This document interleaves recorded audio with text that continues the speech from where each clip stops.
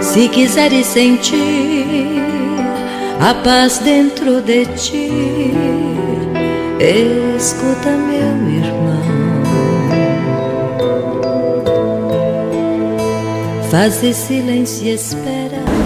Ok, então vamos iniciar então as atividades da tarde, o estudo da tarde. Vamos iniciar com uma prece.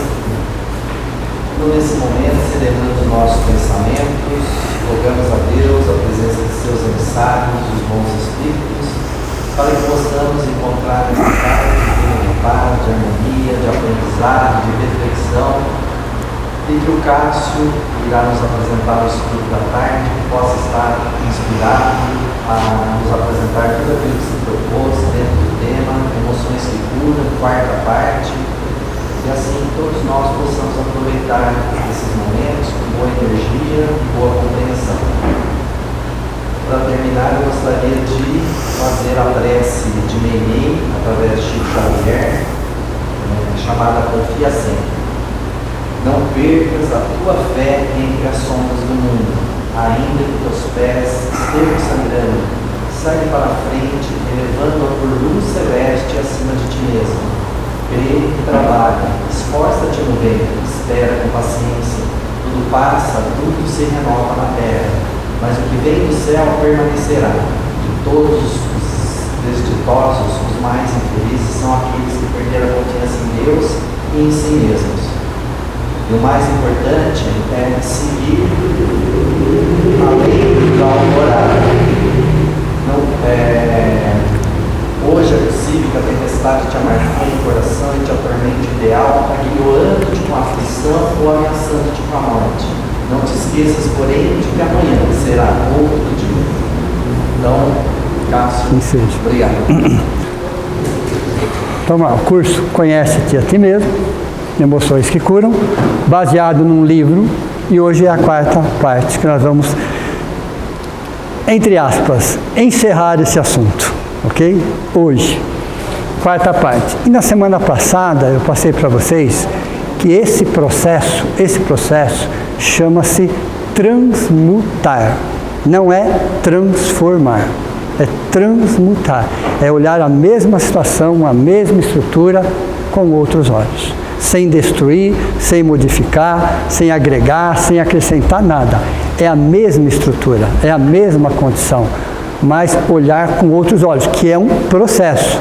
Não é do dia para a noite, não é em uma semana, não é em um mês, não é em um ano que você faz isso, mas é um processo lento e gradativo, porém necessário. Mas transmutar vai exigir de nós coragem, literalmente falando. Não vai ser fácil, não faz. Para poucos, para mentes semi-adormecidas ou semi-despertas, como fala Joana de Anjos. Para mentes adormecidas ainda não é o momento. Vai chegar? Vai. Por N caminhos.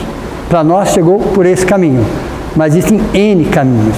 Os caminhos de Deus são insondáveis e imprevisíveis. Vai chegar para todos, para todos. Não importa de que forma, onde vai ser, mas vai chegar. Então, para todo ser humano, chega um momento que ele vai ter que entrar nesse processo chamado transmutar. E para isso eu vou precisar usar da coragem. Então, o primeiro conceito que eu queria trazer para vocês está aqui, ó. Toda visão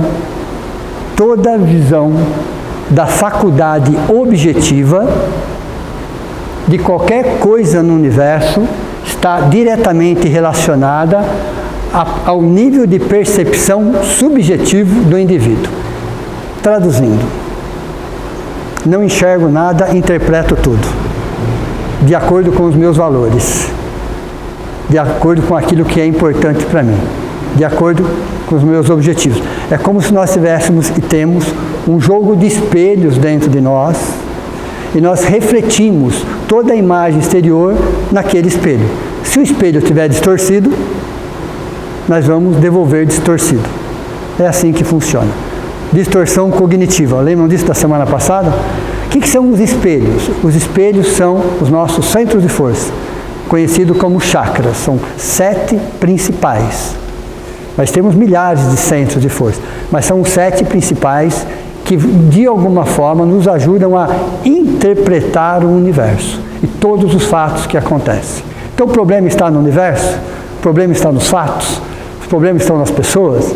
Não, mas como eu interpreto isso? Então, a mesma situação pode ser interpretada de 10 formas diferentes. A mesma situação. Para tudo existem 3 verdades. Para tudo existem 3 verdades. A minha, a sua e a verdade. A sua interpretação, a minha interpretação do mesmo fato. E o que realmente aconteceu. Nós interpretamos um fato. O fato não necessariamente está de acordo com a nossa interpretação. Então, de acordo com a percepção subjetiva de como eu vejo, eu interpreto aquele fato. Primeira coisa. Então, eu tenho que melhorar o quê? A minha interpretação subjetiva. Como é que eu começo isso? Com o conhecimento. Não existe outra forma. Somente o conhecimento que vai fazer com que a gente melhore o discernimento, o bom senso, a razão, que nós vamos passar a enxergar aquilo de uma outra forma. É o conhecimento que dissipa a ignorância. Quando a gente fala, todos nós temos, tá? Pré-conceito. Veja, o próprio nome já, né? Você tem um pré-conceito em relação a alguma coisa. E quem daqui não tem um preconceito? Todos temos. Se não é relação a isso, é relação àquilo. Mas todos nós temos pré-conceito. O que é um pré-conceito? É ignorância. É exatamente ignorância em relação daquilo. Eu tenho preconceito por determinada religião, mas eu estive lá, eu fui conhecer, eu saí da minha caixinha para entrar numa outra caixinha e ver aquilo sob aquela perspectiva. Veja, olha interessante. Porque se eu não sair da minha caixinha, eu só vou enxergar aquilo de acordo com essa visão. A partir do momento que eu saio da minha caixinha e vou para aquela caixinha, eu passo a ter uma outra percepção daquilo. Enxergar aquilo com outras razões. Veja, mas eu tenho que sair daqui. Se eu não sair daqui, sempre haverá essa distorção, porque eu só estou olhando aquilo por um ângulo, o meu de preferência. Aí eu crio um pré-conceito. Em relação a tudo, tá? Estou falando só de religião, estou falando de cultura, estou falando de qualquer coisa que nós julgamos, que nós condenamos, muitas vezes menosprezamos, porque nós não conhecemos. A partir do momento que você conhece, você pode até não querer aquilo para você, é um direito seu, mas você passa a enxergar de uma outra forma, de um outro jeito. Isso é o ser humano. 8,5 bilhões de habitantes no planeta Terra. Quantos caminhos levam a Deus? Na condição de encarnado, 8,5 bilhões. Veja, porque cada ser humano é um caminho. E todos os caminhos são válidos. Mas cada ser humano é um universo à parte. Todos estamos caminhando na mesma direção, mas por caminhos diferentes. Por que tem que ser o meu caminho? Por que o meu caminho é o melhor? Veja, só na condição de encarnados, planeta Terra, aproximadamente 8,5 bilhões de habitantes na condição, 8,5 bilhões de caminhos.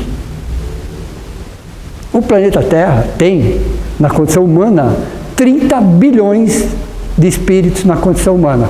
30 bilhões de caminhos. Só no planeta Terra. E é o meu? E tem que ser o meu? Veja. Se Deus dá toda essa diversidade, porque Ele não está preocupado com a diversidade. Está preocupado com a unidade. A palavra universo. Um de cada vez.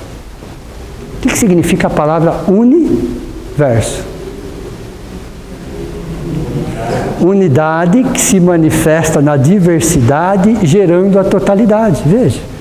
É só quebrar a palavra, ela já é autoexplicativa. Universo. Unidade que se manifesta na diversidade, gerando a totalidade. Somos uma única família.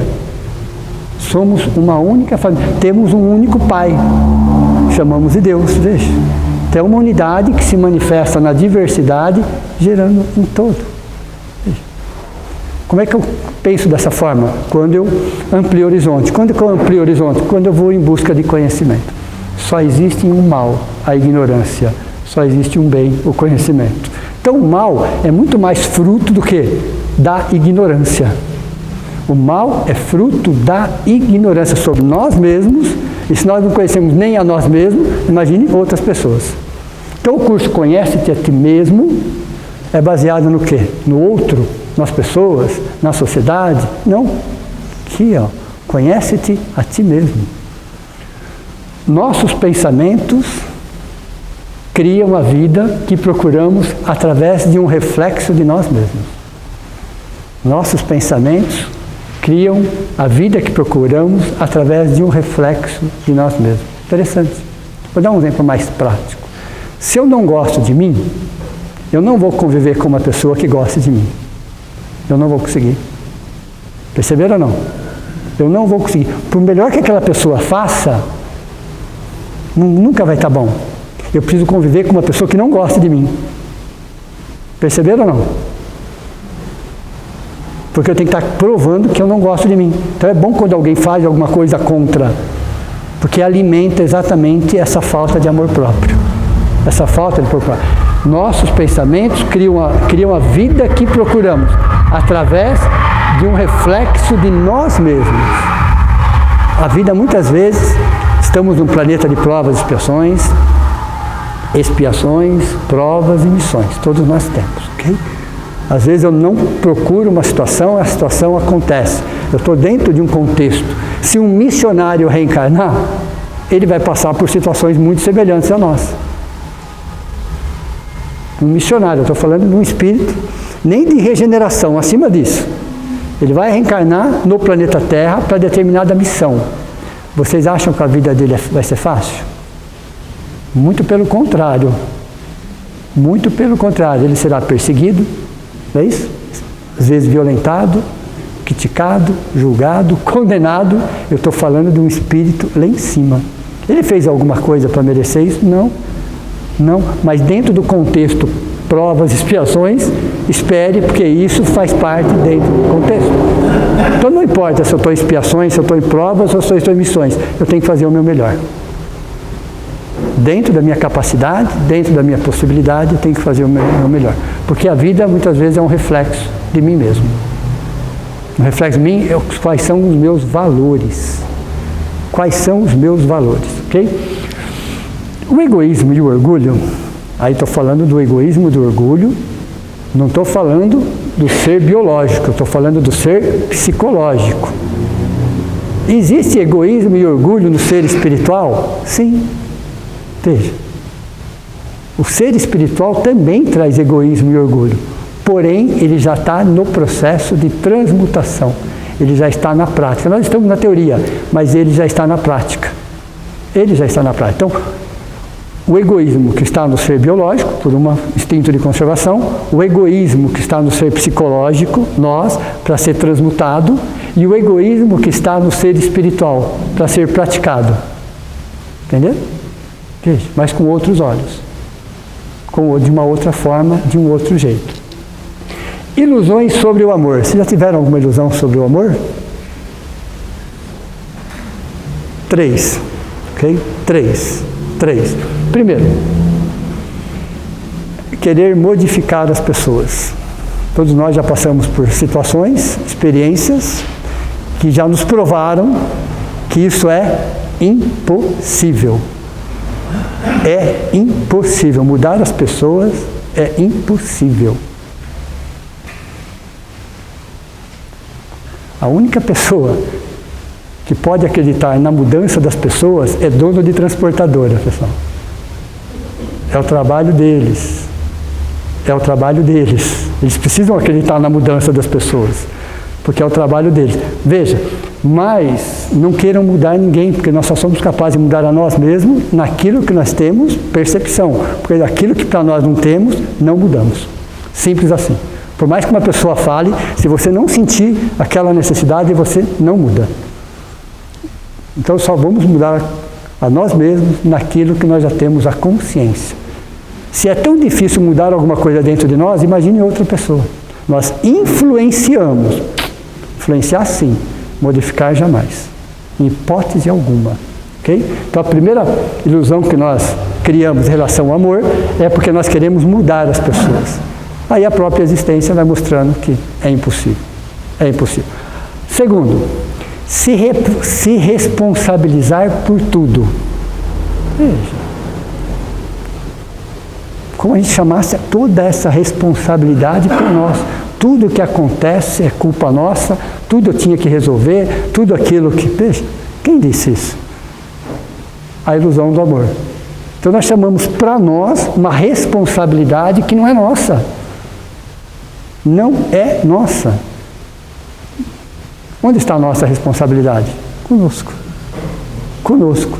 Não é dos fatos, mas de como nós vamos reagir aos fatos. Os fatos vão acontecer e vão acontecer na vida de todos nós. Jesus nos disse, no mundo tereis aflições. Não disse isso? Tereis aflições significa que todos nós passaríamos por momentos difíceis. Todos passaríamos por momentos difíceis, todos. Aí nós pegamos isso ao pé da letra e transformamos a vida inteira numa aflição. E achamos que estamos no caminho certo. Não. Nós transformamos tudo numa aflição. Tudo é preocupação. Tudo é indignação. Veja, não foi isso que Jesus quis dizer. Ele disse que no mundo tereis aflições, tereis momentos difíceis. E aí eu gosto muito dessa frase aqui, ó. Quando Deus, anotem porque vai cair na prova. Quando Deus não alivia o peso, Ele reforça a estrutura. Pense Ele como um engenheiro, tudo bem? Vamos pensar Deus como um engenheiro, numa obra. Quando Ele não alivia o peso, Ele reforça a estrutura. Não é assim que funciona numa obra?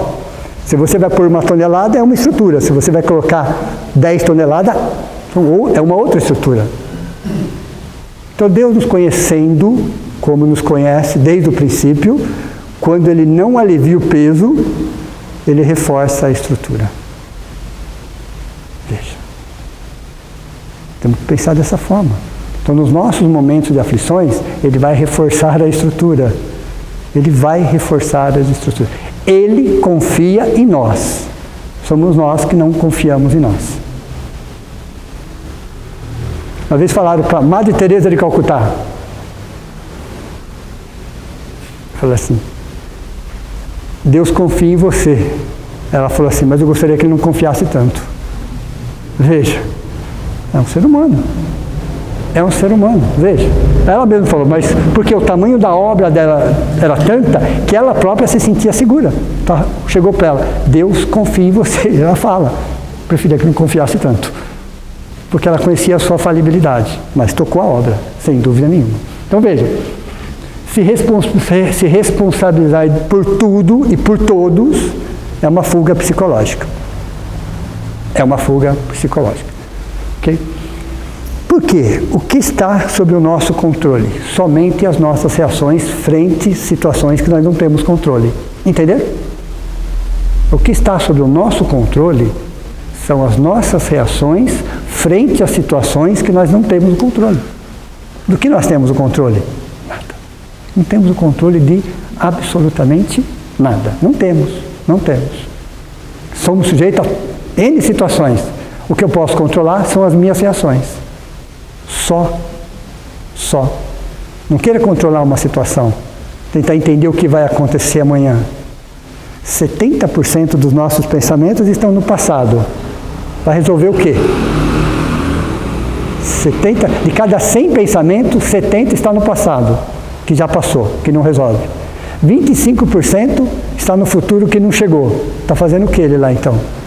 E só 5 está no presente? Gasto de energia emocional inútil. Gasto de energia emocional inútil. Ou estou no passado que já passou, eu estou no futuro que não aconteceu. Esqueço do presente. Veja. Vai ter que ter coragem para mudar esse percentual. Vai ter que ter coragem. Amar o outro mais do que a si mesmo. Né? Vamos lá. Mas eu peguei uma frase que está no Evangelho de Jesus. Amar a Deus sobre todas as coisas e ao próximo como a si mesmo. Ele falou isso há mais de 2000 anos atrás. Éramos seres primitivos. Não sabíamos nem o que era o amor. Ele colocou nesta sequência, porque naquele momento, naquele contexto, naquela necessidade, falando com crianças espirituais, nós só entenderíamos se fosse desta forma.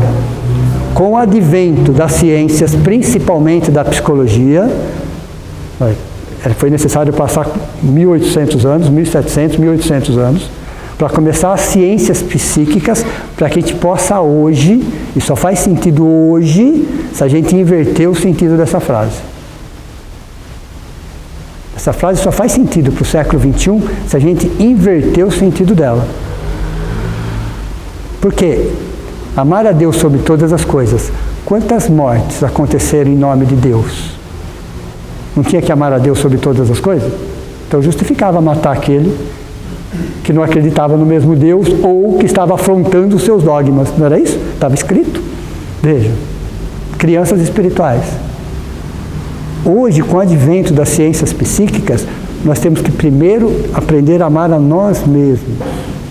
Amando a nós mesmos, eu olho o próximo como a mim mesmo. Olhando ao próximo, eu chego a Deus. Veja. Isso chama-se transmutar, ressignificar. Então veja, amar ao outro mais do que a si mesmo é uma fuga psicológica. É uma fuga, não estou falando de egoísmo, estou falando de amor, auto-amor, amor próprio, auto-perdão, auto-afetividade, auto-respeito. Veja, para ser 2 eu preciso ser 1. Se eu não estou conseguindo ser 1, eu não serei 2, nem 3, nem 4, nem 10. Eu preciso necessariamente ser 1. Veja, o egoísmo psicológico, em cima, o egoísmo e o orgulho, estou falando no sentido psicológico, são uma hipertrofia do ego. O que é uma hipertrofia? Algo que cresce, algo que fica forte, não é isso? Uma hipertrofia significa algo que cresceu, que ficou forte, que desenvolveu. Então esse orgulho, esse egoísmo e esse orgulho, se não tratados, se não cuidados, se não transmutados, é uma hipertrofia do ego. Veja, do ego, que se acha, não é isso? Que simplesmente se acha melhor, mais bem preparado, diferente. Veja. Então esse egoísmo e esse orgulho, se não tratados, gera uma hipertrofia do ego, e esse ego gera aquele egoísmo que nos faz tão mal. Questão 913 do Livro dos Espíritos. O egoísmo psicológico e o orgulho nos leva ao individualismo. O egoísmo psicológico, junto com o orgulho, nos leva ao individualismo. O que é individualismo? Só penso em mim.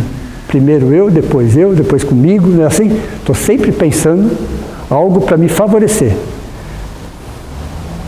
Primeiro eu, depois eu, não é assim? Uma sequência. Aí quem sabe talvez, meus interesses, minhas coisas, é assim. O individualismo é o quê? Uma hipertrofia do ego, onde a pessoa só e somente só pensa nela. Num processo de auto-amor, nos leva à individuação. Individualismo é uma coisa, individuação é outra coisa. Então existe uma diferença grande. Jung explica essa diferença. Então individuação é o quê? Você é uma pessoa singular. Você é uma pessoa singular. Somos únicos, não tem ninguém no universo igual a nós. Não sei se isso é bom ou se é ruim, tá? Mas não existe ninguém no universo igual a nós. Trabalha algo chamado honestidade emocional. A individuação é um processo. Nós estamos saindo do individualismo e entrando para a individuação. A individuação significa que você sim é um ser único, mas você precisa começar a trabalhar o amor próprio, a honestidade emocional, a transparência, veja, a verdade sobre você mesmo, a autoaceitação. Autoaceitação. Como é que eu faço isso? Fazendo algumas perguntas. Anotem porque vai cair na prova. O processo de individuação segue algumas perguntas. Numa situação, convém ou não convém? Veja. O processo de individuação é um processo de questionamentos.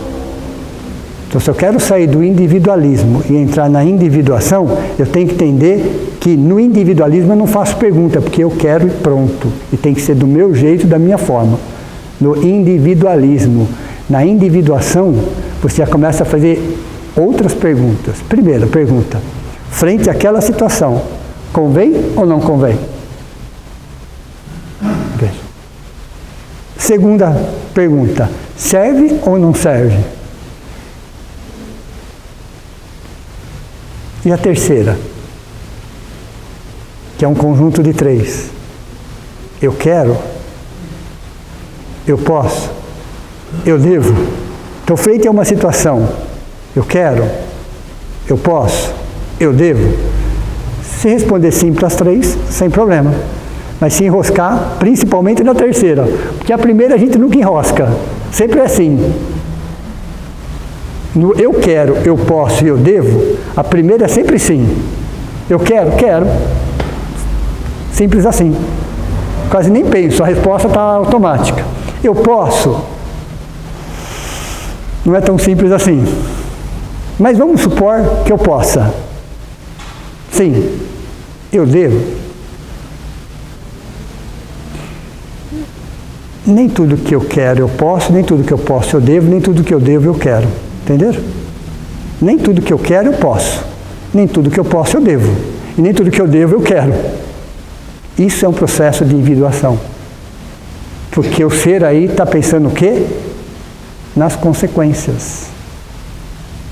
No individualismo você não pensa nas consequências, você quer e pronto.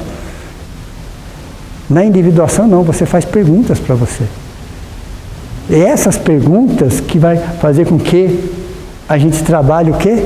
A autoaceitação, o autorrespeito, a autoconsideração, o autodesenvolvimento. Fazendo perguntas. É como se a personalidade egoísta perguntasse para a individualidade, que não é egoísta.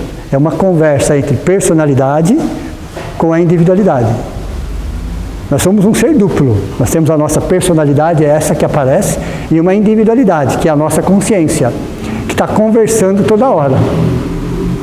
Toda hora está conversando. É a questão 621 do Livro dos Espíritos. Então veja, a personalidade tem que fazer essa pergunta. Quando está no processo de individuação? Tem que ter maturidade. Para fazer pergunta, você tem que ter maturidade. Serve ou não serve? Convém ou não convém? Eu quero? Eu posso? Eu devo? Quais serão as consequências? Não é uma questão de certo e errado. É uma questão de ato-consequência. Para a espiritualidade não existe isso, certo e errado. Existe ato-consequência. Se eu estou em um processo de aprendizado, equívocos são naturais e saudáveis. Se eu estou num processo de aprimoramento, eu só estou aprimorando. Então, o processo de individuação é quando você começa a trabalhar o quê? O auto-amor. O processo de individuação está estruturado em algo chamado auto-amor. Então, auto-amor é a aplicação do egoísmo, isso é transmutar. Auto-amor é a aplicação do egoísmo com finalidades superiores. Veja. O auto-amor é a aplicação do egoísmo com finalidades superiores, que preenchem o coração de paz e alegria.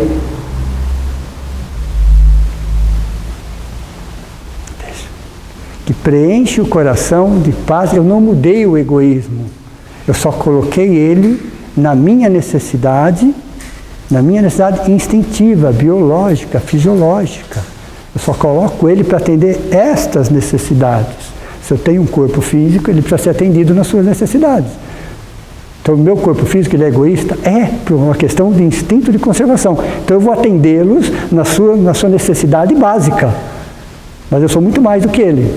Então, vou atendê-lo nessa necessidade do corpo, estou falando do físico, não é psicológico, aí é biológico. E depois, eu vou trabalhar isso para crescer como espírito. Então, veja. Vai trazer paz e alegria. Então, se você está com fome, você se alimenta. Se você está com sono, você descansa. Veja, isso é o egoísmo do corpo. Você vai atendê-lo na sua necessidade. Só. Só por uma questão biológica, fisiológica, metabólica, só. Mas como é que eu faço isso? Com 3 pilares. Vocês estão anotando, né? Porque vai cair na prova. Com 3 pilares. Eu preciso de 3 pilares para fazer esse processo chamado transmutação. O primeiro pilar, autoconhecimento. Se eu não me conhecer, eu não vou fazer isso nunca. A maior ignorância que existe é a ignorância em relação a nós mesmos. Não é nem em relação ao que está à nossa volta. A maior ignorância que existe é em relação a nós mesmos. Nós não conhecemos quase nada. Por isso que nós temos uma mentalidade de rebanho. Por isso que a mídia influencia, joga para cá, joga para lá, faz exatamente o que ela quer. Porque você não tem capacidade de discernir. Alguém fala, convém, todo mundo vai para aquele lado. Não convém, ninguém vai para aquele lado. Ninguém para pensar, refletir e analisar. A partir do momento que você se conhece, você fala, não é bem assim. Deixa eu pensar, deixa eu refletir, deixa eu analisar, deixa eu fazer as perguntinhas básicas. Autoconhecimento é você se questionar ao tempo todo. Quero, posso, devo? Posso sair para me divertir? Quero sair? Quero. Posso. Devo? Bom, claro que você deve. Com discernimento, com equilíbrio. Veja.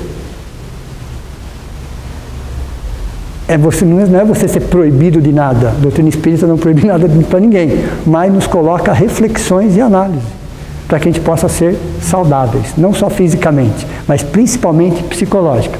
Então, o primeiro pilar da transmutação chama-se autoconhecimento. Através do autoconhecimento, vem o segundo, autotransformação.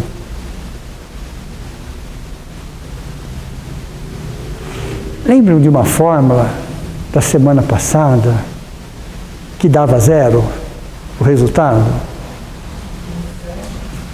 Intenção menos ação igual a nada.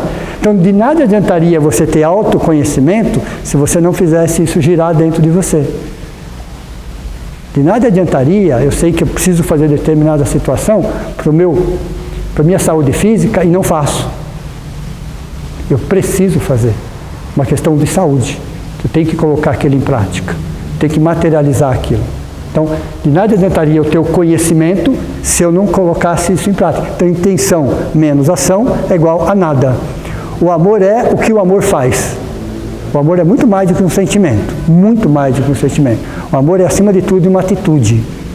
É, acima de tudo, uma atitude. Então, primeiro, eu vou ganhar o conhecimento? Sim, para me conhecer. Segundo, adquirir o conhecimento. Eu preciso colocar isso para girar, para rodar. Eu preciso materializar aquilo. Em terceiro, tenho que gostar muito de mim para isso. Respeito a si mesmo. Amor próprio. Afetividade. Um processo chamado apaixone-se por si mesmo. Cuide de você. Invista em você. Ok? Se vista para você. Primeiro você tem que conquistar você. Os outros são consequências. Os outros é uma consequência. Faça por você. Comemore com você. Veja. É você, é a sua personalidade comemorando com a sua individualidade. É a sua personalidade que está começando um processo de alto amor, comemorando com a sua individualidade. Isso é comemoração. Eu preciso ter 2, 3, 5, 10, 20, 50 pessoas? Não. Porque às vezes eu estou com 50 pessoas, continuo vazio do mesmo jeito. Você está com a sua individualidade e personalidade comemorando uma conquista. Uma conquista. Se arrumando para você. Saindo com você. Assistindo um filme com você. Perceberam? Isso chama-se auto-amor. Auto-amor. O resto é consequência. É consequência. Eu tenho que cuidar disso. Às vezes eu estou pedindo para o universo, pedindo para Deus, pedindo para a espiritualidade, um companheiro ou uma companheira, mas eu não cuido nem eu de mim. Não consigo nem ser companhia para mim mesmo. Como é que eu vou pedir uma companheira ou uma companheira? Perceberam? Então o auto-amor é exatamente esse processo. E existe uma técnica para isso? Existe. Anotem. Fácil de guardar. PARDA. A técnica para isso chama PARDA, parda, tudo bem? Parda. Como é que já que eu sei desses 3 pilares, como é que eu começo então? Veja. Já sei que eu vou transformar o auto-amor em egoísmo, como? Através de 3 pilares. Tá, mas como que eu trabalho esses 3 pilares? Existe uma técnica? Existe. PARDA, 5 fases. 5 fases. Nessa sequência. São 5 fases que obedecem a uma sequência. A primeira fase chama P. Percepção. Eu tenho que perceber. Se eu não perceber, não vai sair do lugar. Eu tenho que perceber que eu elevei o meu tom de voz. Eu tenho que perceber que eu falei um palavrão. Eu tenho que perceber que eu gesticulei de uma forma agressiva. Eu tenho que perceber. Se eu não perceber, eu não vou sair do lugar. E não adianta justificar ou terceirizar. Eu tenho que perceber aquilo que eu fiz, como se eu fosse uma terceira pessoa. Um deslocamento e me vendo. Eu me desloco e me vendo. Eu aumentei o tom de voz. Eu fui grosseiro nas palavras. Eu fiz gestos agressivos. Eu usei de uma palavra, como fala André Luiz, menos edificante. Se eu não perceber, eu vou continuar fazendo. Se eu não perceber, eu vou continuar. E alguém pode falar, outro fala. Eu vou, na pior das hipóteses, eu vou justificar e terceirizar.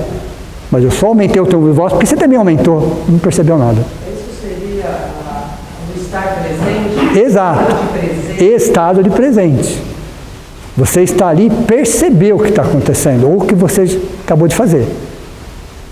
Você tem que perceber isso. E não justifique e não terceirize. Mas eu só aumentei o tom de voz porque a pessoa também aumentou o tom de voz.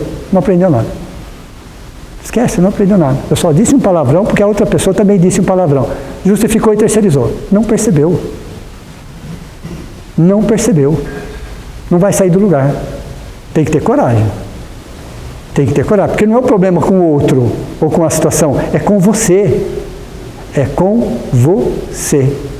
Aliás, quando a gente estiver discutindo com alguma pessoa ou dialogando com uma pessoa num assunto mais delicado, olhe nos olhos. Por que olho nos olhos? Primeiro que os olhos são o espelho da alma. Segundo, uma pessoa quando tem razão, ela olha nos olhos. Quando ela não tem, ela desvia o olhar. Entenderam? Quando uma pessoa desvia o olhar, é porque ela não tem razão naquilo que ela está falando. Porque se ela manter os olhos fixos, os olhos funcionam como espelho. Bate e volta. Bate e volta. Então, se tiver que conversar um assunto mais delicado, um assunto mais difícil, olhe nos olhos. Você pode estar errado no seu argumento, mas você está sendo sincero nas suas intenções. Você pode estar errado, por que não? Somos seres humanos. Mas você está olhando com as melhores das intenções. Toda pessoa que desvia o olhar, significa que ela não tem a razão. Ela não está com a razão. Quem tem a razão, tem a razão. Então, percepção é nos perceber frente ao fato. E às vezes eu tenho que sair, estar presente, às vezes é sair e me olhar de longe. Como se eu fosse uma terceira pessoa olhando o fato. Então, a primeira fase chama-se percepção. Tá? Eu percebi que eu elevei o tom de voz. Eu percebi isso. Eu observei e realmente aumentei o tom de voz. Ou eu falei uma palavra que não deveria. O segundo é A.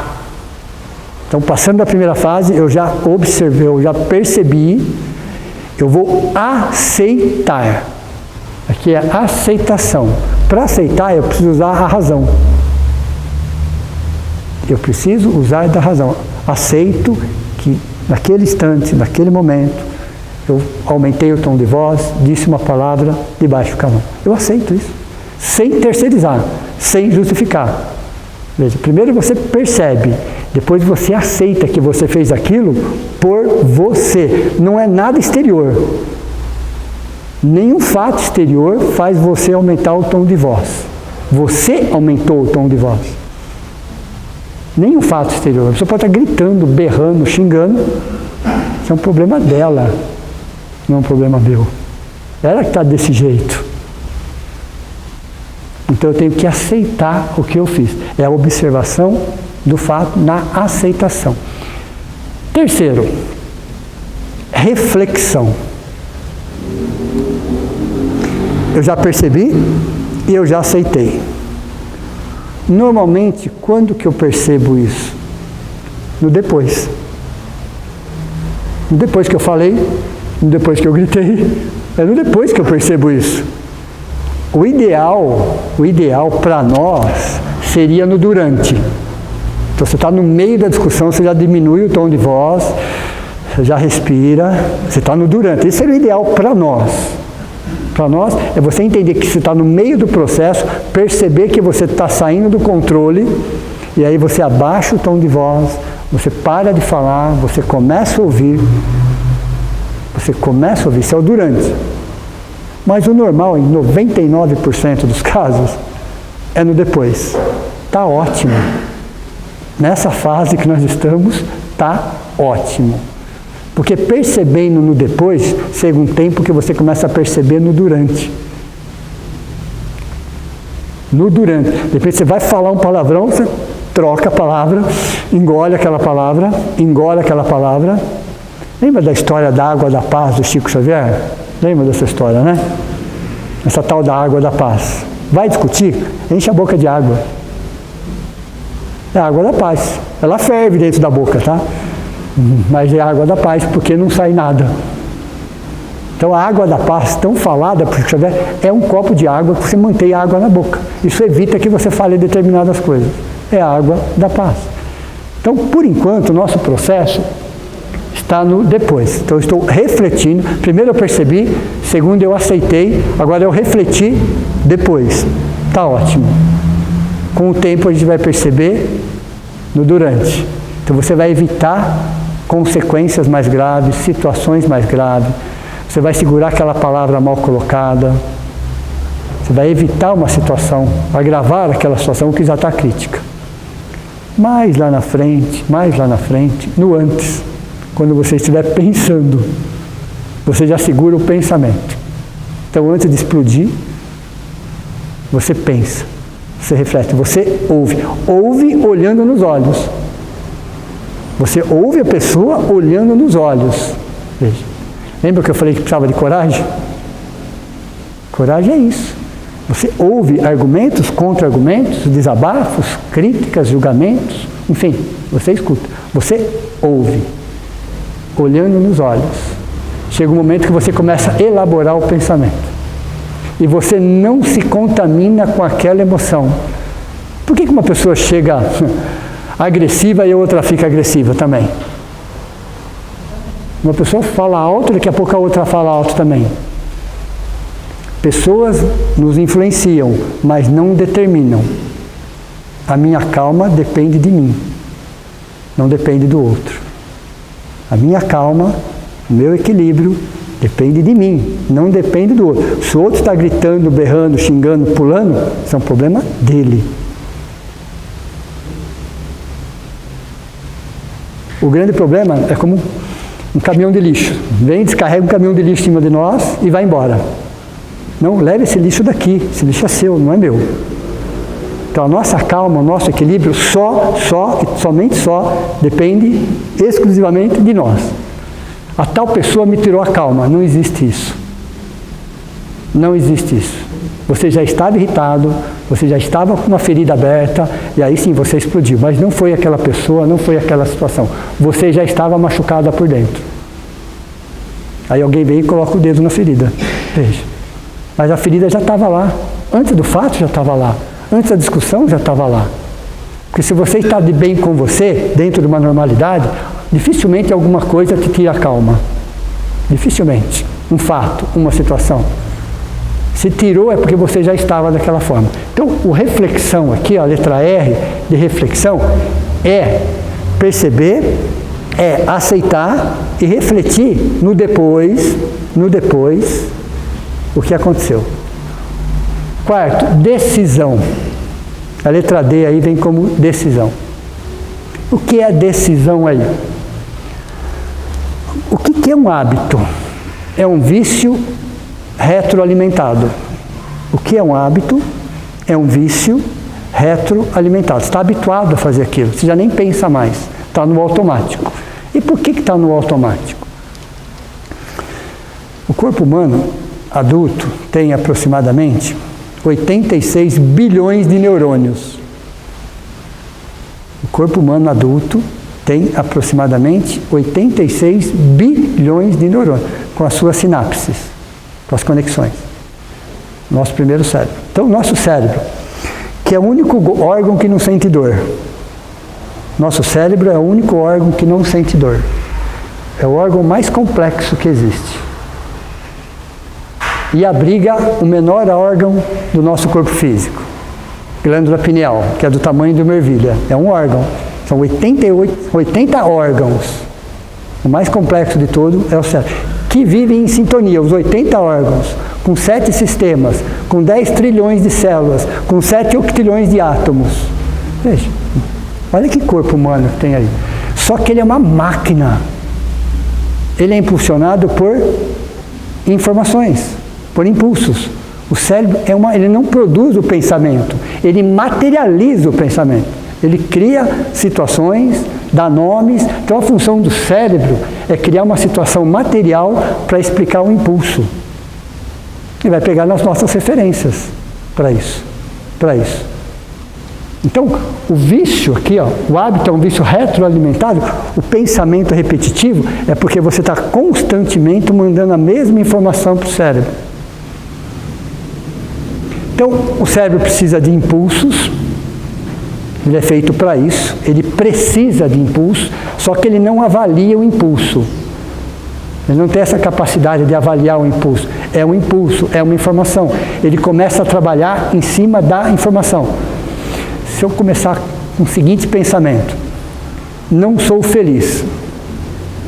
Não sou todo dia. Não sou feliz. O que o meu cérebro vai fazer?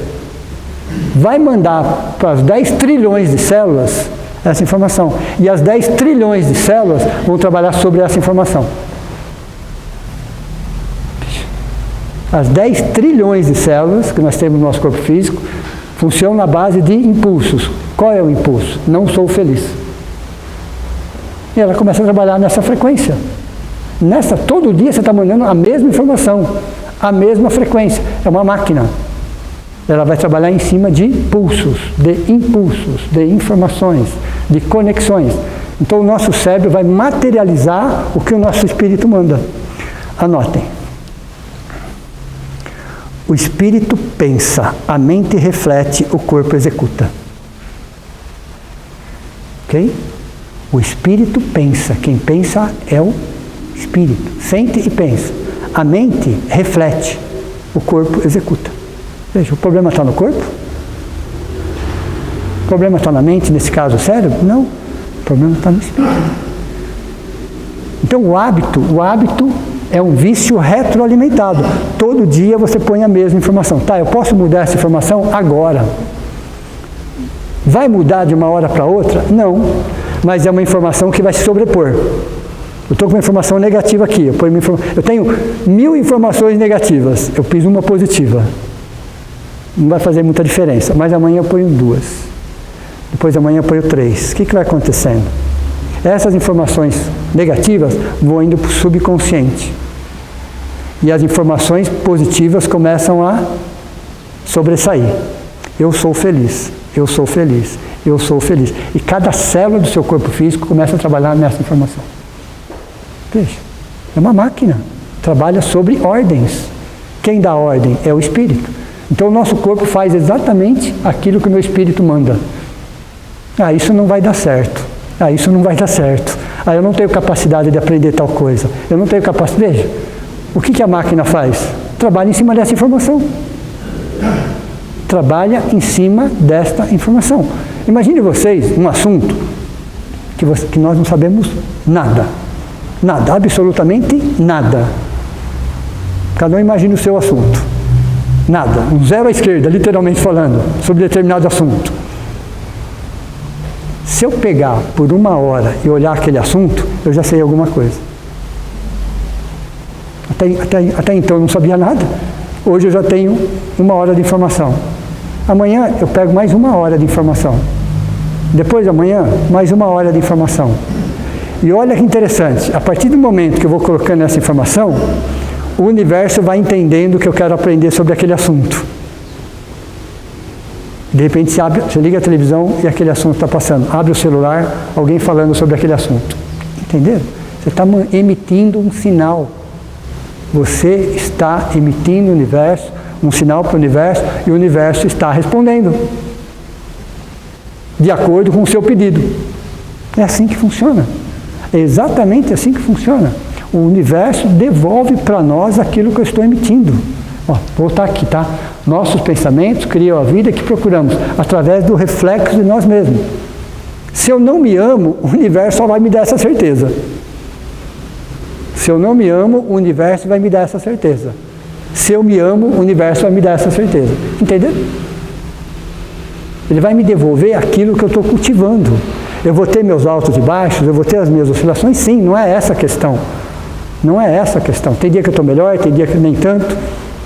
Mas na maioria das vezes, como que eu estou? Na maioria das vezes. A maior parte do meu tempo, eu estou pensando no que exatamente? Em mágoas, ressentimentos, ódios, frustrações, traumas. É nisso que eu estou pensando? Porque cada célula do meu corpo físico vai trabalhar naquela sintonia, naquela frequência. Veja. Então, decisão é um hábito que existe em nós, ok? Entra como decisão, que é retroalimentado. Então eu posso começar a mudar a partir de agora. A mudança não é instantânea. Não é miojo lá, em 3 minutos está pronto. Não é nada disso. Leva dias, semanas, meses. Mas o nosso corpo começa a perceber a mudança. Começa a perceber. Por isso que não existem doenças. Não existem doenças. Alguém acha que existe doença? Não existe. Existem doentes. Doentes. Mais de 90% das doenças são psicossomáticas no cérebro. E a maioria delas estão no passado. Que insiste em não passar. Se você vai buscar uma informação de 10 anos atrás, 20 anos atrás, é presente. Tudo é presente para o cérebro. Ele não entende, ele é atemporal. Nosso cérebro é atemporal. Ele não consegue definir passado e futuro. Você jogou a informação, ele trabalha. Você jogou a informação, ele trabalha. Se é uma informação de 30 anos atrás, para ele é presente. Se vai acontecer daqui 10 anos, para ele é presente. Veja. Tudo para ele é presente. Então qual que é o melhor dia das nossas vidas? Hoje. Qual é o dia para ser feliz? Hoje. Veja. Esse é o processo. E o último, vontade. Vontade. Não é desejo, é vontade. Eu preciso ter essa vontade para fazer isso. Tá, vamos detalhar um pouco melhor isso aí agora. Como é que eu consigo fazer isso? Aqui embaixo. Eu disse que ia passar uma receita, não disse? Está aí a receita. Primeiro, evitar expectativas muito elevadas em relação a nós mesmos, em relação ao próximo. Ok? Primeira coisa. Evitar expectativas muito elevadas em relação a nós mesmos e ao próximo. Primeira coisa. Ok? Porque seres humanos são falhos. São ou não são?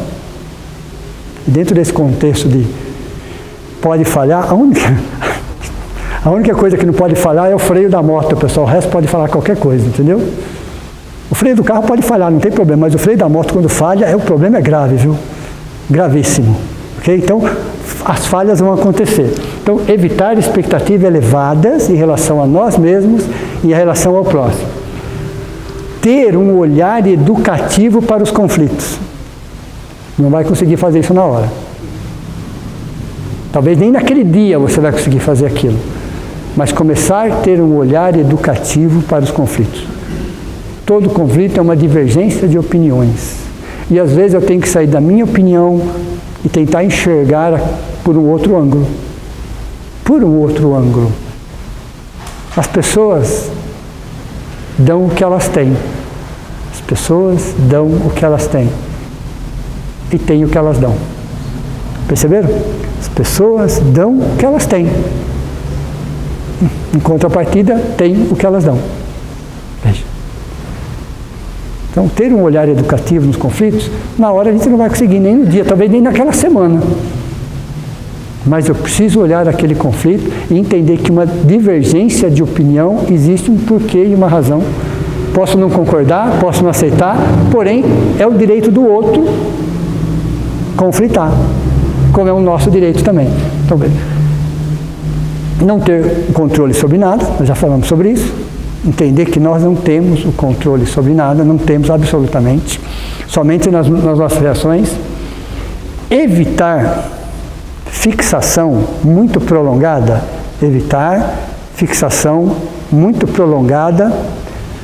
nos fatos sombrios de pessoas e situações. Evitar fixação muito prolongada em lados sombrios de pessoas e situações. O que é aquilo?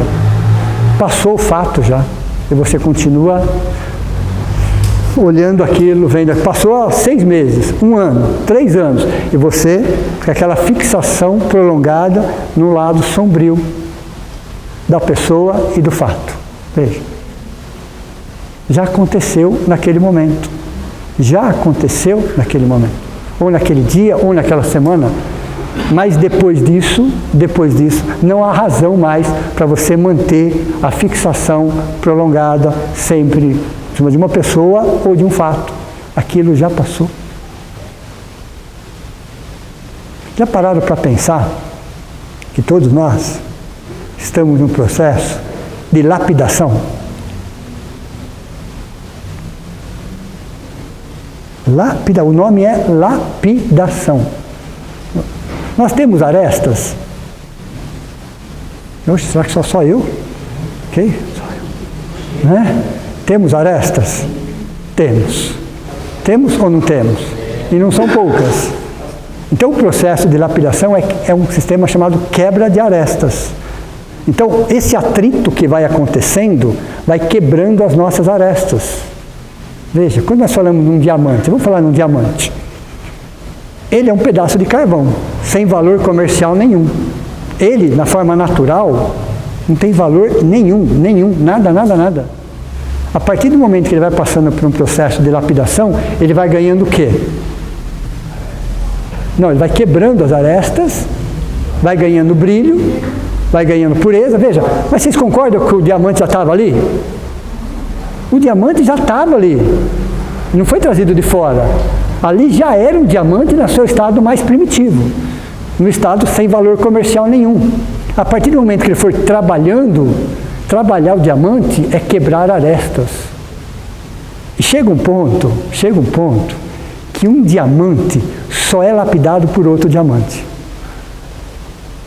Já pararam para pensar? Que um Cristo é lapidado, um Cristo planetário é lapidado por um Cristo solar? Um Cristo planetário, a nossa referência, ok? Jesus, ele é lapidado por um Cristo solar.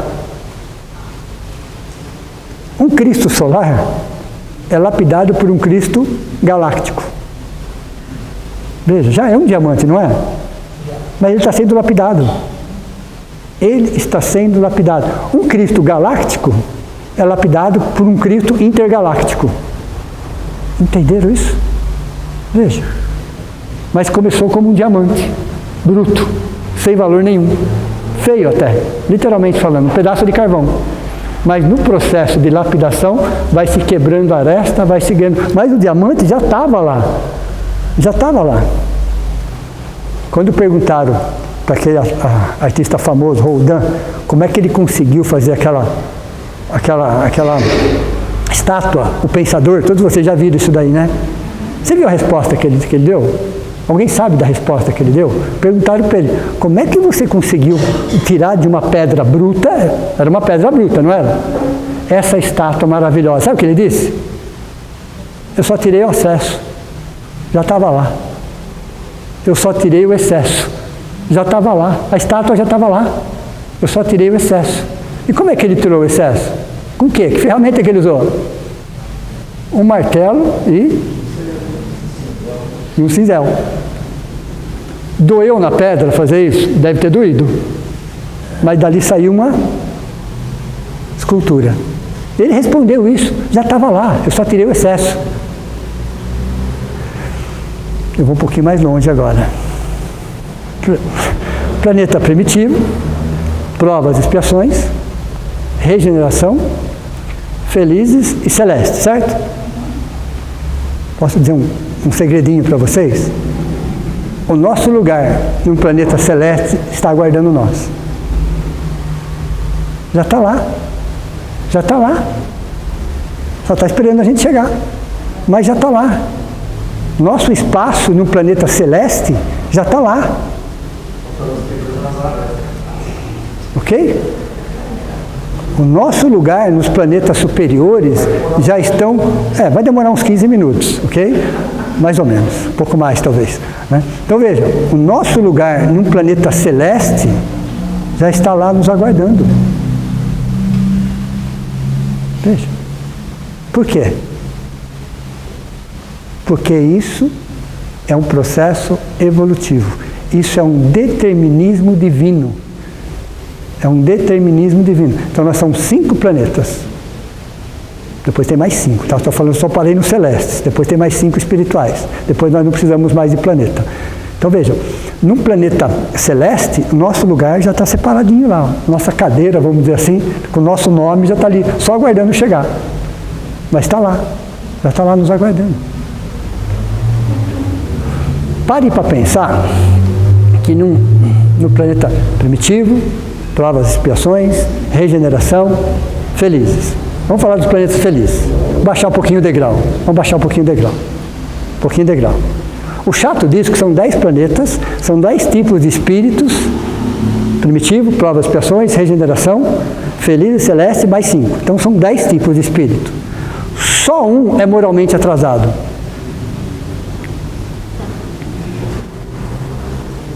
Então de cada 10 espíritos que tem no universo, só um é moralmente atrasado. 9, o primitivo não é. O primitivo, o próprio nome já diz. Então, tirando ele, tem 8 espíritos superiores para cada 2. Um é primitivo, só tem um. Adivinha? Adivinha quem são? Nós. Faz parte. Faz parte. Então veja, planeta celeste. Vamos lá. Eu peso 74 quilos, meu corpo espiritual 74 gramas. Já passei isso para vocês. A relação de 1 para 1000. Lembram disso? No planeta celeste, o corpo físico, nessa analogia, o corpo físico tem 74 gramas. Entenderam ou não? Aqui, 74 quilos, 74 gramas.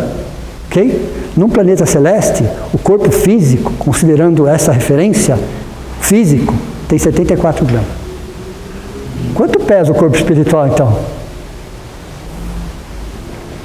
Centésimos de grama. Entenderam? Então o corpo espiritual vai se utilizando de acordo com o planeta. Então o planeta celeste e o planeta feliz e o planeta celeste. Só para você, então, é um processo de sutilização, é um processo chamado lapidação. Somos diamantes brutos, literalmente falando. E passando por um processo de lapidação. Então o que acontece conosco é um processo de lapidação. Pensa num diamante. Para eu chegar, ter aquele valor comercial, ter aquele brilho, eu necessito de um processo. Como que acontece? Por atrito. Atrito com quem? Com outro diamante, que está na mesma fase evolutiva. Então nós estamos no processo de quebrar arestas. Quebrar arestas. A história do porco-espinho. Porcos-espinhos, o próprio nome você já sabe o que é. Caiu a temperatura, mas caiu assim abaixo de 0. Eles não têm a capacidade metabólica de suportar um frio abaixo de 0. Aí eles chegaram à conclusão que para sobreviver, eles tinham que se agrupar. só que eles têm espinhos. O que vai acontecer? Vão se machucar. Sim ou não? Qual é mais importante? A sobrevivência ou o machucado? Porque eles mais próximos, eles trocavam calor, não é isso? Porém, para ficar mais próximos, eles tinham que suportar a dor um do outro. Qualquer analogia é mera coincidência. Entenderam? Eu não disse isso.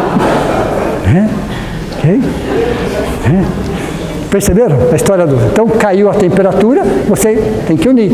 São porcos espinhos. Por uma questão de sobrevivência, eles tinham que suportar a dor um do outro. E um estava ferindo o outro. Sim ou não? Sim, um estava ferindo o outro. Mas quanto mais próximos, maior era o calor trocado. Então o calor trocado era maior do que a dor dos espinhos, por uma questão de sobrevivência. Eles estavam aprendendo, pela dor, pelo machucado, a sobreviver em conjunto. Podemos continuar? Então vamos lá. Na reeducação emocional centrada no auto-amor, nós vamos falar de alguns sentimentos da semana passada que nós olhamos pelos olhos do egoísmo. Lembra disso? Então, alguns sentimentos, eu repeti, são mais de 50 sentimentos, okay? Emoções híbridas, também chamamos de sentimentos. Então, as emoções híbridas é uma transformação das emoções primárias. Mas quando ele tem o alicerce do egoísmo, essas emoções trazem muito problema. Quando eu tenho o alicerce do auto-amor, eu vou perceber que cada uma delas é um aprendizado. Vamos lá? Angústia. O sintoma da melhora. Por que nós angustiamos? Um sinal que o nosso corpo, que o nosso espírito está ansiando por algo diferente, está precisando de algo diferente. Então, quando eu olho a angústia com os olhos do auto-amor, é uma reavaliação do caminho que eu estou escolhendo para a minha vida, para a minha existência. Eu estou angustiando porque algo dentro de mim está me dando um sinal muito forte que aquele caminho escolhido não está adequado para mim. Então, o meu corpo responde a essa necessidade do espírito. Ele acaba angustiando. É ruim? Não, ele só está me mostrando que eu preciso reavaliar o meu caminho, seja ele qual for. Se eu estou angustiando, é o sintoma da melhora. A angústia significa o sintoma da melhora. Eu preciso reavaliar, eu preciso melhorar, eu preciso redefinir o caminho que eu tracei para a minha existência. Eu preciso redefinir isso. Então é ruim ou é bom? Pelo olhar do auto-amor.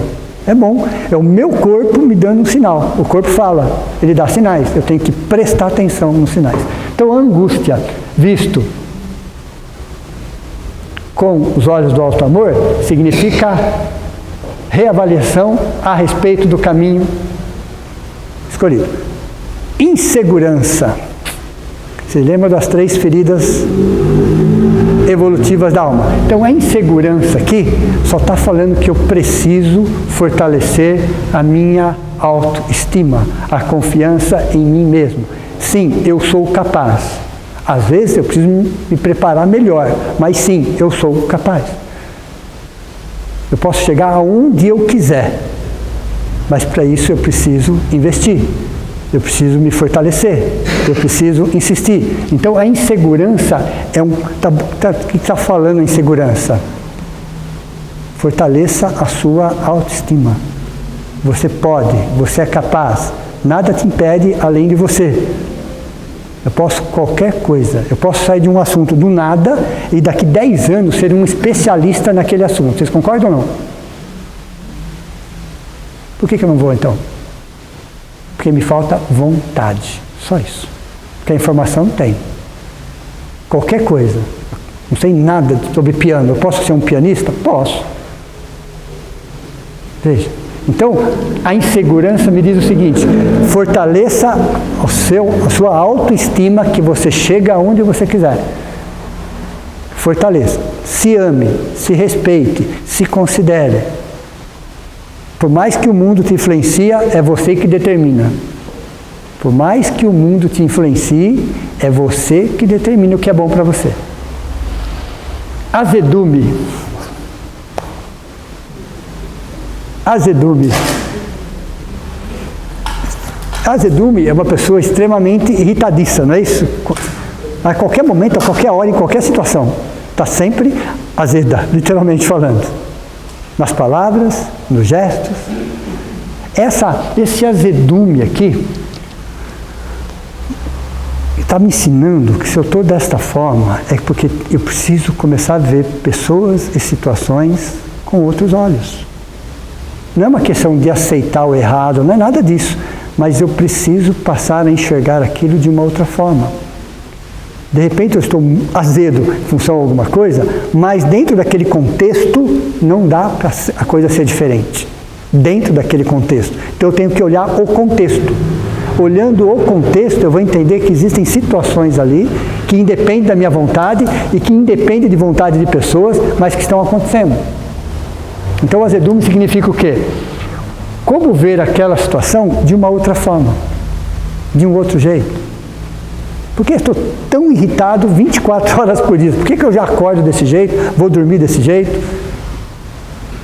Por que esse azedume faz parte? É porque eu não estou aceitando a vida como ela é, as pessoas como elas são, os fatos como acontecem. É um processo de inaceitação. Mas a partir do momento que eu começo a aceitar, aceitar não é concordar, é simplesmente aceitar. Que a vida, as pessoas e o contexto é o melhor que elas podem oferecer. É o melhor que elas podem oferecer. Então eu não tenho que ficar irritado e azedo aquilo, mas eu tenho que ver aquilo de uma outra forma. Culpa. Precisando rever crenças e valores. A culpa que nós sentimos, que o auto-amor fala? Reveja as suas crenças e os seus valores. Eles estão equivocados. Você está se culpando de coisas, muitas vezes, que você não teve tanta responsabilidade. É a ilusão do amor. A culpa vem justamente aqui, ó.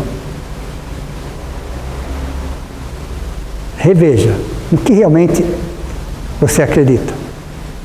Quais são os seus valores? Então a culpa, olhando pelos olhos do amor, é rever crenças e valores. Vaidade. Muito interessante a vaidade, né? Está uma certa confusão no quesito. Vaidade. Quando interiorizada,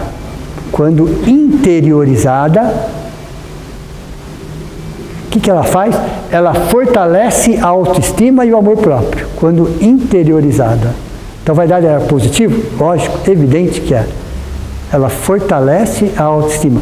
Quando somente, guarde a palavra somente, quando somente exteriorizada, é sinal de carência afetiva. Quando somente exteriorizada, é sinal de carência afetiva. Entenderam ou não? Quando interiorizada, é um fortalecimento de autoestima. Quando somente exteriorizada, você só está vendo esse ângulo, é sinal de carência e autoafetividade. Então, primeiro interiorizada e depois exteriorizada. Porque quando ela só está exteriorizada, é porque tem um vazio muito grande atrás dentro aqui. Estou precisando de validação. Entenderam ou não? Toda essa exposição generalizada e excessa que nós temos aí, excessivamente, qual é o sinal? Está faltando amor próprio. Todo exagero, todo excesso diz de uma falta. Então, a vaidade somente exteriorizada está dizendo falta de afetividade, falta de autorrespeito, falta de autoconsideração. A vaidade interiorizada, que depois pode ser exteriorizada, não tem problema nenhum isso. Mas com equilíbrio. Com equilíbrio. Está buscando muita validação, está faltando o quê? Está faltando exatamente o quê? Mágoa. Nós vamos ter uma aula só sobre mágoa. Hoje eu só vou dar uma pincelada nisso. A próxima aula que vai ter, sábado que vem, aula normal, Sexta-feira é feriado, ok? Mas sábado vai ter aula normal. Eu pulei insatisfação. Obrigado. Tá, obrigado. Então, semana que vem, aula normal, no mesmo horário. Ok? Aí, quem não puder vir no sábado, venha na terça. A mesma aula repete na terça à noite, às 20h30. Então, quem estiver viajando não puder vir, vai ser gravado no YouTube e vai ter na outra terça. Então, a insatisfação que todos nós carregamos, olhando com os olhos do alto amor, o que realmente eu quero? Se eu estou me baseando em valores de outras pessoas, vou estar sempre insatisfeito. Mas o que realmente faz a diferença para mim? O que me faz feliz? Veja, o que realmente eu quero, não o que a sociedade impõe. A sociedade é materialista, é imediatista, é vitimista, é consumista. Veja. Então a insatisfação é porque nós estamos buscando parâmetros que não é nosso. De repente, só um exemplo, num sábado à noite, ficar em casa comendo pipoca, assistindo um filme, te faz feliz. De repente, num lugar com 50, 100, 80 pessoas, não te faz feliz, mas você está lá. Nada contra estar lá de vez em quando, mas não é exatamente aquilo prioridade para você. Prioridade para você são os seus valores. Então a insatisfação está mostrando para nós que nós estamos seguindo parâmetros e valores que não são nossos. Seguindo uma tendência em uma sociedade consumista, imediatista. Então a insatisfação é para a gente tomar a consciência, somos seres únicos. Isso é um processo de individuação. Individuação. Então a insatisfação significa o quê? O que está mostrando? Eu estou seguindo um padrão que não é meu. O que o mundo fala que é felicidade, para mim não é. E o que o mundo fala que não é, para mim é. 8,5 bilhões, cada um do seu jeito. Cada um do seu jeito, cada um da sua forma. As coisas mais baratas da vida se compra com dinheiro. Aquilo que não tem valor nenhum se compra com dinheiro. Veja, olha que interessante isso. Quanto vale uma amizade? Quanto vale confiar em alguém? Quanto vale abraçar alguém? Veja, percebeu? Nós somos espíritos, nosso espírito se alimenta disso. Tem pessoas que são tão miseráveis, tão miseráveis, tão miseráveis que elas só têm dinheiro. Nada contra o dinheiro. Mas se os seus valores são só esses, se prepare, porque o seu espírito não se alimenta disso. A doutrina espírita não faz apologia à pobreza, nunca fez. Entenda que, sim, podemos usufruir? Sim, não há problema nenhum. Mas entenda que você é um espírito, que você não é um corpo. Mais cedo ou mais tarde, você vai deixar tudo isso para trás. Isso é impermanência. No segundo livro da série André Luiz, Os Mensageiros, tem um capítulo lá. Acreditem que André Luiz caiu em depressão. Fazia um ano que ele estava em nosso lar, tinha feito muitos amigos, muitos amigos. Aí o orientador dele percebeu que ele estava meio diferente, meio desmotivado, meio cansado. Foi conversar com ele, o que está acontecendo? Segundo livro, Os Mensageiros. E aí ele explicou, ele falou, olha, primeiro, meu nome nem é André. O nome dele não era André. Esse nome foi Chico Xavier que deu para ele, que era o nome de um irmão do Chico Xavier. Que esse espírito apareceu, ele não disse o nome, então o Chico falou, então eu vou te chamar de André. André Luiz. Okay? Então, meu nome não é meu. Aqui eu não sou médico, ele era médico. A casa que eu achava que era minha, não é. A esposa que eu achava que era minha, não é. Aqui eu moro de favor. Até a roupa que eu visto é emprestada. Quem eu sou? Veja, vai acontecer com todos nós. Aí o orientador fala assim, André, você está sofrendo da síndrome do copo vazio.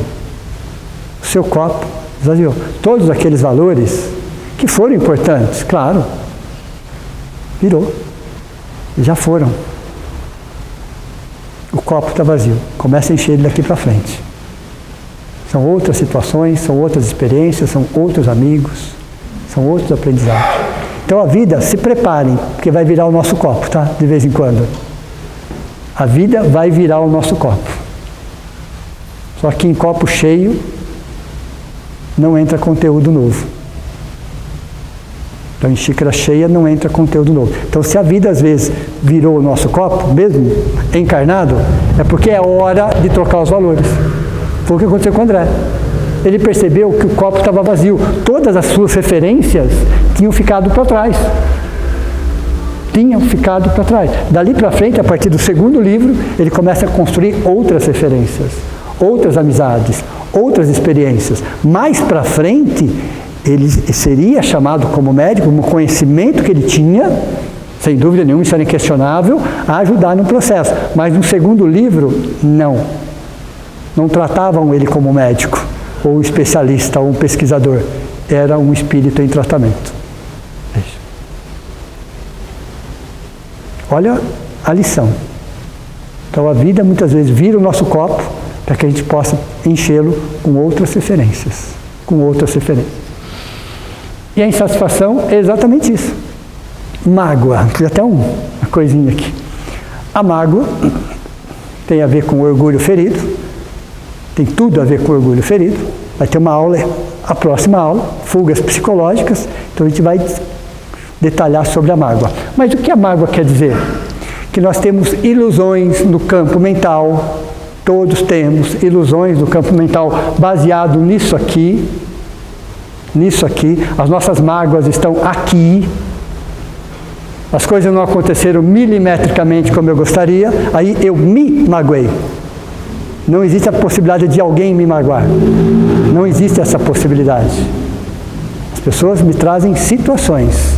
Quem vai decidir se eu vou trazer aquilo para o nível de mágoa sou eu. Não é a situação e não é a pessoa.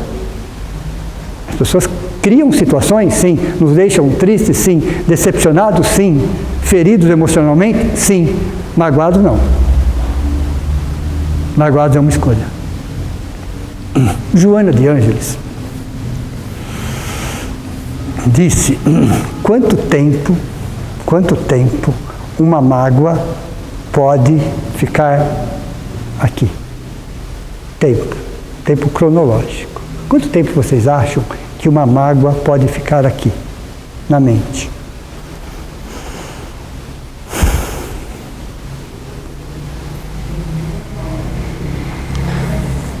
Então vamos lá. 1 hora. 60 minutos para ser mais preciso. Porque a hora que ela desce para cá, tempo indeterminado. Entenderam? O tempo máximo que uma mágoa pode ficar na nossa mente é 1 hora. Para você digerir, para você pensar. A partir do momento que ela descer para o coração, tempo indeterminado. Décadas. Séculos. Existências. Então, o momento que ela estiver descendo para cá, a gente já tem que começar a trabalhar isso. Para não se instalar aqui. Instalado não é mais tempo cronológico. Aqui é tempo cronológico. Aqui é tempo espiritual. Então, o máximo que uma situação fica aqui. Depois você vai digerindo. Pode levar um dia, uma semana, um mês, não tem problema. Mas não deixe instalar aqui. Uma vez instalado aqui, tempo indeterminado. Então a mágoa significa ilusões no campo mental. Orgulho. Interessante que o ser espiritual, ele tem o egoísmo e o orgulho, o ser espiritual. Só que ele direcionou isso. Então para ele orgulho é pilar de autoestima. O orgulho não é para comparar com ninguém, não é para diminuir ninguém. Não existe comparação. O ser espiritual não se compara com ninguém. O ser psicológico está sempre se comparando. Ele gosta de se comparar com quem está em cima para se sentir abaixo. Ele gosta de se comparar com quem está abaixo para se sentir em cima. Entenderam ou não? É tão interessante isso, que às vezes você está numa situação muito ruim, muito ruim. Mas se você souber que a pessoa do seu lado está um pouquinho pior, você fala: ai, que bom, né? Vocês já viram essa situação? A pessoa está numa situação péssima, ok? Péssima. Está aqui. Vem aqui. Mas se ela souber que o vizinho dela está um pouquinho pior, ela fala, nossa, que bom. Ela fica bem. Veja, ela não está preocupada com ela, ela só quer saber se tem outro pior. Então ela se acomoda sabendo que existe uma situação pior. Está ruim, mas está bom. Veja, ou está ruim ou está bom. Não é assim que funciona? Então o ser psicológico fica comparando. Ele adora quando tem alguém pior, porque ele se sente bem. Veja, é completamente errado isso.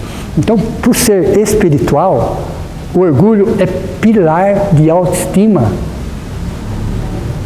O orgulho dele é quando alguém ou ele próprio faz alguma coisa que sobressai, muito bem feita, ele sente orgulho do que ele fez, sente orgulho de alguém que fez aquilo. Então, para ele, o orgulho é algo bem positivo. Não daria para viver sem. Porque ele não se compara com ninguém, ele só se compara com ele mesmo. No passado, puxa vida, eu era mais agressivo e hoje eu sou menos agressivo. Tenho orgulho de mim mesmo. Perceberam? Eu era mais agressivo, hoje eu sou menos agressivo, eu tenho orgulho de mim mesmo. Veja. Eu conquistei tal lugar, tal posição, me formei, tenho orgulho de mim mesmo. Fiz um almoço diferente, tenho orgulho. Perceberam? Que o orgulho é autoestima. Não importa o que você vai fazer, você se superou. Você se superou. Quando você tem aqueles atletas que sobem aquelas montanhas para colocar a bandeirinha lá, não é assim? Colocar a bandeirinha lá, todo arrebentado, todo machucado, não é assim? Passou fome, passou frio, passou tudo. Mas ele põe a bandeirinha, o que ele tem quando coloca a bandeira? Orgulho. Existem duas situações que trazem a felicidade. Duas. O conhecimento. Em primeiro lugar é o conhecimento. Segundo, autossuperação. Duas coisas que trazem felicidade para o nosso espírito. Felicidade é uma questão espiritual, consciencial. Aprender. Aprender. Segundo, auto-superar. Saber que você fez um pouquinho melhor. Um pouquinho melhor. Aquilo que para você era quase impossível, mas você conseguiu um pouquinho. Um pouquinho. Tem a ver com orgulho isso. O orgulho. Não estava na outra, eu coloquei aqui. Inveja. Não estava na outra, vou acrescentar mais assim. O que significa inveja? Inveja, né? Dá até para separar a palavrinha aqui. Inveja. O alto amor está dizendo o seguinte: você tem talentos adormecidos. Ter inveja, com os olhos do alto amor, diz: você tem talentos adormecidos. Desperte os seus talentos. Então, sentir inveja de alguém, pelo alto amor, significa exatamente isso. Que nós também temos talentos adormecidos que precisamos despertá-los. Todos temos. Absolutamente todos temos. E o medo? Coloquei aqui em vermelho. Semana que vem a aula é fugas psicológicas. Aí nós vamos detalhar sobre mágoa. O medo. Amigável indicador, olha, um medo que todos nós temos. Amigável indicador que queremos resolver questões, exigindo mais atenção. Só isso. O medo significa uma placa na estrada escrita assim: atenção. Só isso. Então você está passando por aquele trecho, tem uma placa, atenção. Não é para você parar o carro, é para você prestar mais atenção. Diminua um pouco a velocidade, segura o volante com as duas mãos. Só isso. Só para você passar aquele trecho. Só isso. Nada além disso. Mas com os olhos do egoísmo vira pânico. Com os olhos do alto amor, atenção. Veja. Trecho sujeito a acidente. Todos nós temos momentos que às vezes precisamos de colo, não é isso? Todos nós precisamos, somos seres humanos. Paulo de Tarso, já ouviram falar dele, não é isso? Paulo, tem um livro Paulo e Estevão, que explica detalhadamente. E aí, Paulo, ele tinha um porte atlético na época, era um homem grande, muito forte, né? Ele era um atleta realmente da onde ele veio, né? Da família que ele tinha. E aí depois houve a mudança. Ele era Saulo, depois ele passou para Paulo. E ele tinha uma noiva chamada Abigail. a Abigail. Elas dizem que era pequenininha, magrinha, até desproporcional, mas estava lá. Mas tinha uma fortaleza. E aí quando ele cansava, porque Paulo, ele veio com toda essa estrutura, com todo aquele conhecimento, porque era necessário. A missão que ele veio precisava tanto de estrutura física, psicológica, intelectual e cultural. Então ele foi formado para fazer o que ele fez. Ele tinha o amparo de Estevão, que era o seu orientador espiritual. O mesmo que ele apedrejou. Veja. Ele apedrejou Estevão. E aí nessa cena do apedrejamento, está no livro Paulo e Estevão, isso daí. Estevão, com tanta pedrada, desencarnou. Jesus estava assistindo tudo aquilo. Estevão vai do lado de Jesus e fala assim, esse é o cara. Veja, aposte nele que esse é o cara. Acabou de ser apedrejado, desencarnou com tanta pedrada de Paulo, vai do lado de Jesus e fala, é ele, o homem que a gente precisa. E Estevão vira o orientador espiritual dele. Então Paulo, depois de todo esse trajeto, toda essa transmutação, tinha momentos que ele fraquejava. Normal, natural. E ele ia até Abigail. Aí Abigail colocava ele no colo. Eu vou falar 4 coisas. Vocês querem anotar? Porque vai cair na prova. Ela falava assim para ele, eu vou falar 4 palavras. Primeira, ame. Faça tudo com amor. Tudo que você fizer, faça o seu melhor. Primeira palavra. Tudo que você fizer, faça o seu melhor. Não o possível. O melhor. Ame. Ok? Segunda. Trabalhe. Trabalho significa que mantenha atividade. A gente fala trabalho, pessoal, para a espiritualidade superior o conceito é outro, tá? Trabalho é você manter a atividade. Está sempre agregando coisas novas. Então, primeiro você ame, faça tudo com amor, faça o seu melhor. Segundo, mantenha-se sempre em atividade, sempre agregando valores, sempre, no trabalho. Terceiro, espere. Tempos de Deus, ok? Espere aí, aguarde, tenha paciência. Espere. E por último, a letra P, perdoe. Quem que ele tinha que perdoar? Era aquele que estava perseguindo ele? Vocês acham que realmente era aquele que estava perseguindo ele? Quem que ele tinha que perdoar?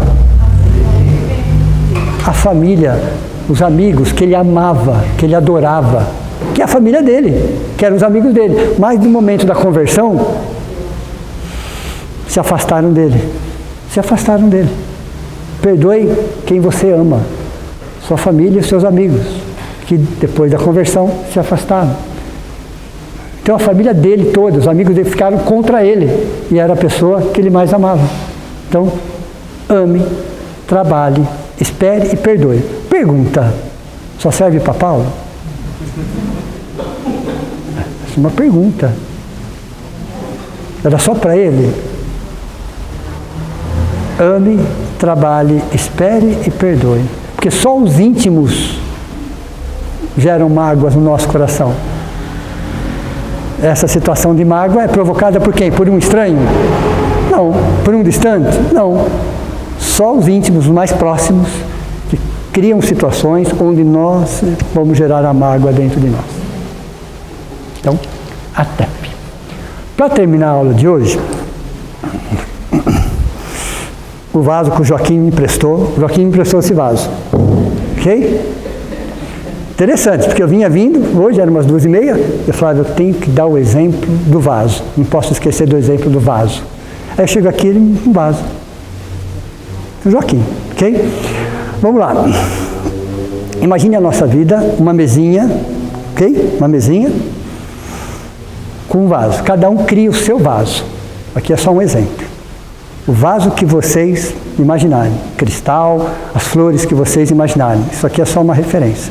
Imagine vocês uma mesa pequena, um vaso em cima, ok? Essa mesa tem 4 pés. Está dando para imaginar aí? Uma mesa pequena, cada um cria o seu vaso e as suas flores. E aí, na ponta do vaso, nós vamos colocar fios de nylon. Fios de nylon, aqui, aqui, ali e ali, no vaso. Ok? Então vai ter fios de nylon, 4. E nós vamos ancorar ele no teto. Ele está apoiado na mesa, mas ele está ancorado no teto. Dá para vocês imaginarem a situação? Então são 4 fios que está com um ganchinho no teto, mas o vaso está apoiado na mesa. Quem está sustentando o vaso é a mesa. Os fios não estão nem fazendo força, só estão ali. Não estão tensos, não estão nada. Vamos olhar para os pés da mesa. Vamos dar nome para eles. Um pé chama a questão profissional de todos nós. Okay? Um pé é importante? É importante, claro que é importante. Ok? Nosso ganha-pão, seja de que forma for. Então, um desses pés tem a ver com o nosso lado produtivo, nosso lado profissional. É um pé. O outro pé chama-se família. Pode ser? Vocês podem dar o nome que vocês quiserem. A mesinha de vocês. A mesinha de vocês. O outro pé, saúde. Tudo bem? Então, um pé, saúde. O outro pé, família. O outro pé, questão profissional. Que nome nós daríamos para o quarto pé? Na opinião de vocês? Relacionamento? Pode ser? Pode ser? Ou alguém quer dar um outro nome? Tá? Então, os pés, cada um de vocês vai dar um nome que vocês quiserem, o que for importante. Então, são 4 referências. São importantes. Eu só passei 4. Ok? Família, saúde, a questão profissional e relacionamento. Então, esse vaso está apoiado numa mesa com 4 pés e, de repente, um pé quebra. Pode quebrar? Questão da saúde? Sim ou não? Podemos ficar doentes em algum momento? Então, você imagine que um pé quebrou. Quebrou. O que vai acontecer com o vaso apoiado num pé, numa mesa de 3 pés? A princípio, nada. 3 pés sustenta. Ainda sustenta. Então, se um dos pés, seja qual for, falei saúde, mas podia ser qualquer um dos outros 3. Se um dos pés quebrar, acontecer qualquer coisa, eu ainda tenho 3 pés que sustentam. Pode acontecer que mesmo um quebrado quebre o outro? Já aconteceu? Já. Com 2 pés, a mesa já não se sustenta. Okay? Veja, com 2 pés, a mesa já vai cair, já começa a balançar e qualquer situação menor, pode até ser que fique em 2, mas talvez não. Pode acontecer no terceiro pé vir acontecer qualquer coisa também? Nesta fase? Pode. O que vai acontecer?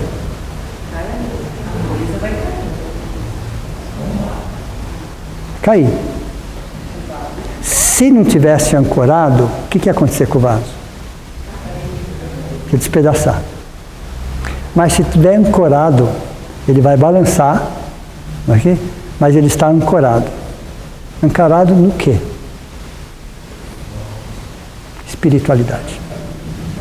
Então, o que faz com que a gente suporte essas questões tão nossas, né? São questões tão nossas. É você estar ancorado com o que está acima, não com o que está abaixo. Porque o que está abaixo pode falhar em algum momento, pode acontecer uma situação. E vai acontecer, inclusive. Então, se você se apoia no que está abaixo, se prepare, porque você vai para o chão a qualquer momento. Então, você não precisa dos fios de nylon enquanto os pés estão ali. Eles não estão tensos.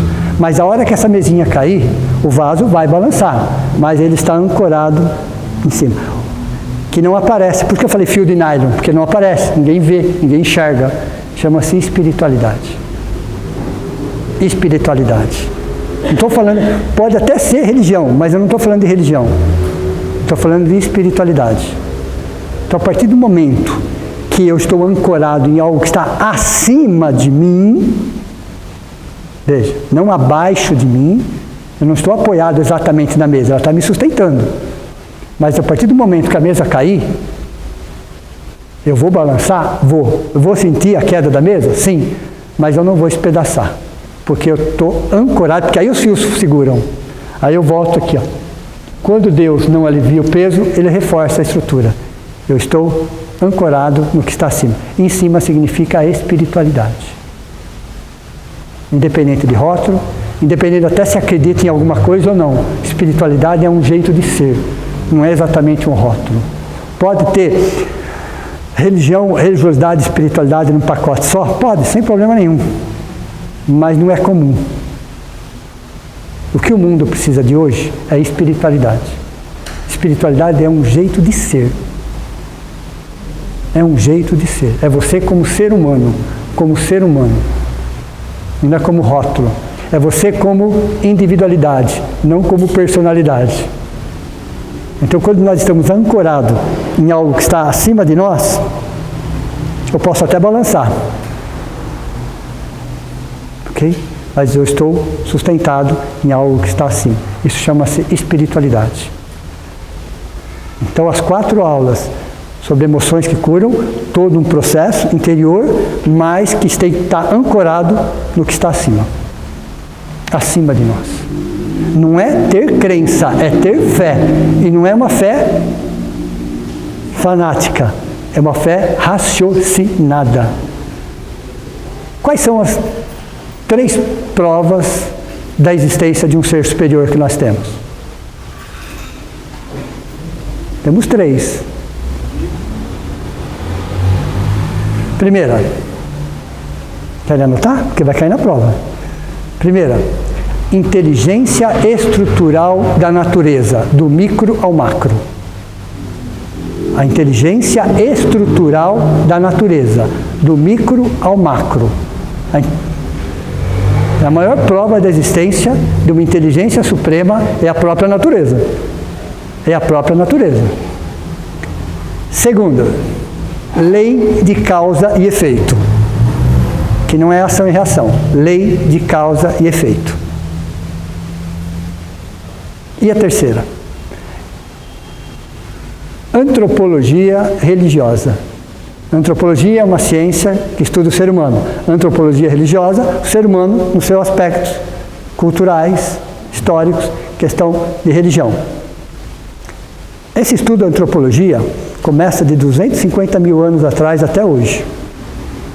E a antropologia, que é uma ciência, que não é uma religião, já comprovou cientificamente que nunca existiu um povo ateu. Que os primeiros seres primitivos, que não tinha nada antes deles, porque é muito fácil você falar, eu aprendi com o anterior, mas quando não tem o anterior? Então eles perceberam que não tinha o anterior. Ali eram os primeiros. Eles já tinham seu sistema de adoração primitivo. Mas já tinham. Que é a fé, que começa 250 mil anos atrás. Então vamos, horizonte tribal, horizonte agrário, horizonte civilizado, horizonte profético, horizonte espiritual. Nós estamos no último. Não tem o sexto. Aí você passa como litolatria, fitolatria, zoolatria, antropolatria, são sistemas de adorações. Aí chegamos no Velho Testamento e está escrito assim, e Deus será adorado em espírito e verdade. Está no Velho Testamento. Mas o que é? Deus será adorado em espírito e verdade. Em espírito, em essência. Em verdade, em conhecimento. Nada contra nenhuma forma de adoração, mas estamos caminhando nesse sentido. Já estamos no último horizonte, horizonte espiritual. Uma boa tarde a todos vocês. Eu vou fazer a prece de encerramento. Beleza? Então vamos, nesse momento, agradecer a esse reencontro, a essa oportunidade, ao passe espiritual que recebemos, a alegria de estarmos aqui juntos. O nosso muito obrigado a Deus, a Jesus, a toda a espiritualidade amiga, aos nossos entes queridos, que já estão no plano maior e aproveitam desse momento para nos dar um abraço, para diminuir a saudade. Allan Kardec, o nosso codificador, E a todos os espíritos, que independente do rótulo religioso, já entenderam e já compreenderam que só existe um caminho, o caminho do bem. Que assim seja. Então, uma boa noite a todos vocês, bom descanso.